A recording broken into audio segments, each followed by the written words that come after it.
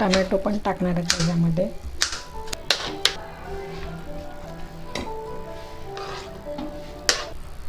खोबरं,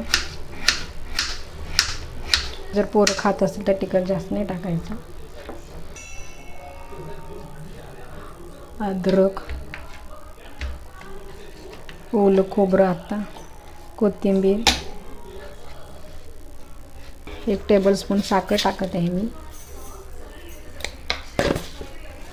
मीठ,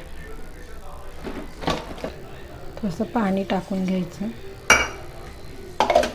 आणि चटणी.